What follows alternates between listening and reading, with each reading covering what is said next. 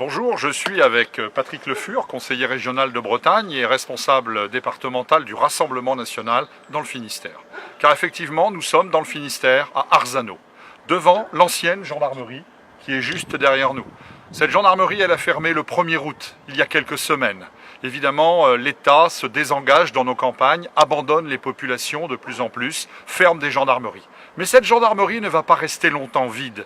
En effet, nous venons d'apprendre que le préfet du Finistère a décidé d'installer ici, dans quelques jours, des dizaines d'immigrés clandestins. Oui, je dis bien des dizaines d'immigrés clandestins. Ce ne seront même pas des demandeurs d'asile. Ce ne sont pas des mineurs isolés accompagnés, vous savez, ces faux mineurs qui permettent aux clandestins de se faire régulariser. Non, ce sont des immigrés clandestins. Et ici, on va faire des travaux, bien évidemment, pour les accueillir. Parce que les gendarmes, eux, pouvaient se satisfaire de ces logements, mais pour les immigrés clandestins, il faut refaire les peintures, il faut refaire l'ameublement, etc.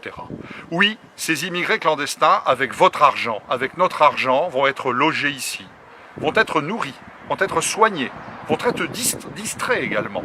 Des bus vont venir tous les matins vers 9h, 10h pour aller les emmener au bord de la mer, au Mont-Saint-Michel, à Disneyland. Bref, ils vont bénéficier d'avantages que n'ont plus les Bretons et les Français qui vivent sur ces territoires. L'État nous dit qu'il n'y a plus d'argent. Effectivement, il nous dit qu'il n'y a plus d'argent pour la police.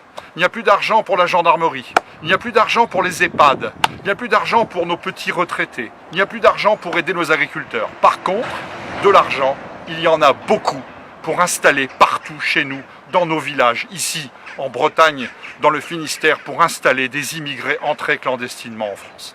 Chers amis, nous sommes face à un véritable scandale qui doit provoquer la colère des Français. La colère parce que c'est une injustice sociale de privilégier des étrangers entrés irrégulièrement en France à ses propres compatriotes. C'est l'État qui fait cela, dans un silence absolu, dans un silence absolu de la classe politique, voire même avec une complicité de cette classe politique. Seul le Rassemblement national de Marine Le Pen combat cette folle politique d'imposer dans nos villages des immigrés. Alors on nous dit, ce seront uniquement des jeunes hommes. Tiens, des jeunes hommes.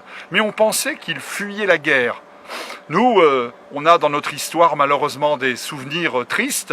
Quand on fuit la guerre, on emmène sa femme et ses enfants. Non, apparemment, les femmes et les enfants seraient restés dans la guerre. Il n'y a que des jeunes hommes. On se moque de nous.